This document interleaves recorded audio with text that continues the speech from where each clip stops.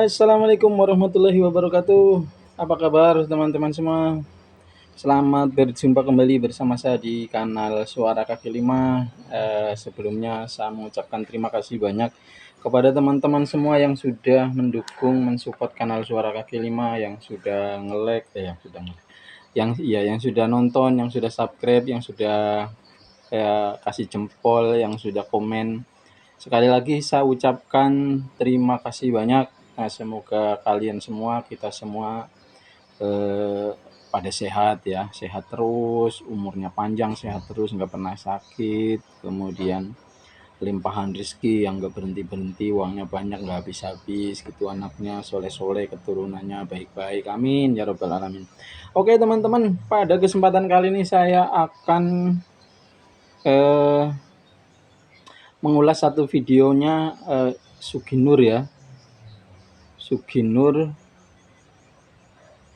iya Suginur, Gus Nur, Gus Nur, yang kita tahu lah bahwa beliau ini adalah seorang penceramah gitu, penceramah. Walaupun saya tidak tahu kapasitas keilmuannya itu seperti apa ya, kemampuan keilmuannya itu seperti apa. Nah, kalau saya cermati sih dari beberapa penyampaian ceramah-ceramahnya itu kemampuan keilmuannya sangat membahayakan sih. Ada beberapa dia menyampaikan ayat-ayat Al-Quran artinya hanya untuk kepentingan kelompoknya sendiri gitu, bukan untuk kemaslahatan secara umum. Jadi kalau ada kepentingan untuk kelompoknya sendiri dia sampaikan gitu kan.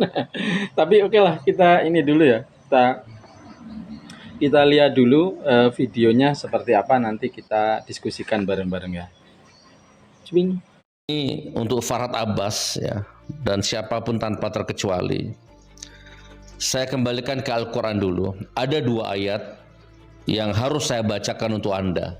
Saya punya kewajiban harus membaca ayat ini untuk menggugurkan kewajiban ini, khusus Farhad Abbas dan lebih umumnya konco-konconya. Nih Farhad Abbas ya, dengarkan. Kurang lebih bunyinya begini. Bismillahirrahmanirrahim. Walladzina yarmunal muhsanati thumma lam ya'tu bi arba'ati syuhada'a fajliduhum thamanina jaldatan wa la taqbalu lahum syahadatan abada wa ulaika humul fasiqun. Tak baca artinya ya, Farhad. Orang-orang yang menuduh berzina terhadap perempuan baik-baik dan mereka tidak mendatangkan 4 orang saksi, maka deralah mereka para penuduh-penuduh itu 80 kali, dan jangan kamu menerima kesaksian mereka untuk selama-lamanya. Mereka itulah orang-orang yang fasik. Jadi kalau Anda menuduh wanita baik-baik berzina, kalau Anda agamanya Islam ya, kembali ke ayat ini, perintah Allah, maka datangkan 4 orang saksi. Kalau kamu tidak bisa mendatangkan 4 orang saksi, wajib hukumnya kamu didera, dicambuk, dipedang kalau perlu ya, 80 kali. Ya kan? Dan jangan kamu menerima kesaksian mereka untuk selama-lamanya. Mereka itulah orang-orang yang fasik. Wahai orang-orang beriman, sahabat-sahabatku. Ya. Oke teman-teman, sudah disaksikan ya secara bersama-sama, kita bahas videonya Gus Nur ya.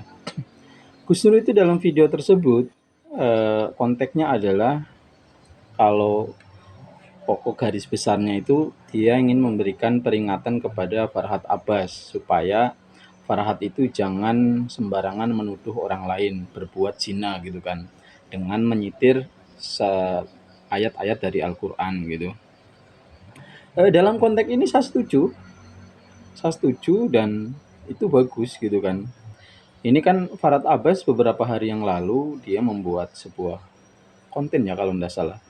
Konten atau dia di podcast atau apalah gitu, saya tidak begitu paham. Tapi ada videonya Farhad Abbas itu mengatakan bahwa ada orang dengan inisial RH yang diduga itu adalah Refli Harun, kemudian dengan inisial T gitu kan, yang diduga adalah itu Dokter Tifa gitu, itu terlibat skandal perselingkuhan gitu kan.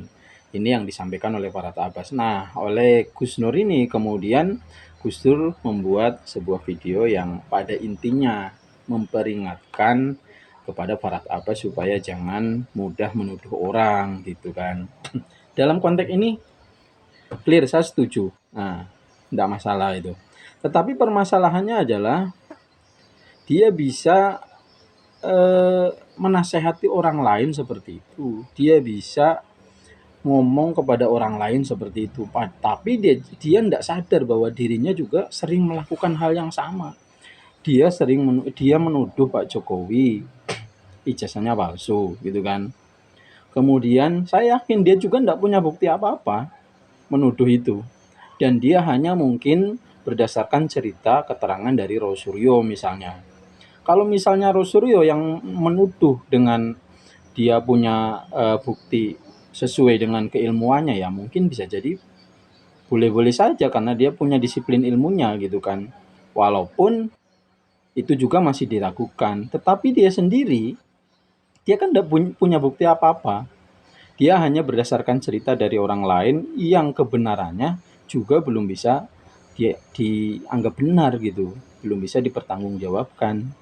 Nah, maka itu jatuhnya ya fitnah juga.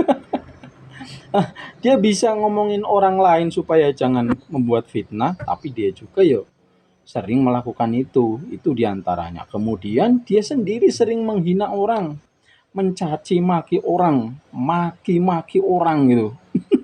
Dia sendiri sering melakukan hal seperti itu, dan dia merasa bahwa itu satu kebenaran, bukan satu bentuk dosa. Padahal menuduh orang berbuat zina, betul dosanya itu besar, tanggung jawab secara moral di hadapan Tuhan, dan secara hukum positif pun itu tidak dibenarkan. Tetapi menghina orang, memfitnah, mengadu domba, kemudian maki-maki, mencela, dan seterusnya, itu juga bukan hal yang bisa dibenarkan. Secara hukum agama, itu juga satu dosa besar juga. Mengadu domba, apalagi mengadu domba, memfitnah, itu sudah jelas lebih besar, lebih kejam daripada pembunuhan gitu kan, memfitnah itu.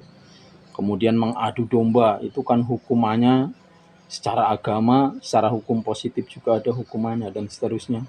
Nah, inilah yang menurut saya Gus Nur itu apa ya? Dia seorang dai, seorang penceramah yang berlabel agama dan orang pengikutnya itu sering menyebutnya dia adalah ustadz gitu kan. Ya namanya dai penceramah agama lah gitu.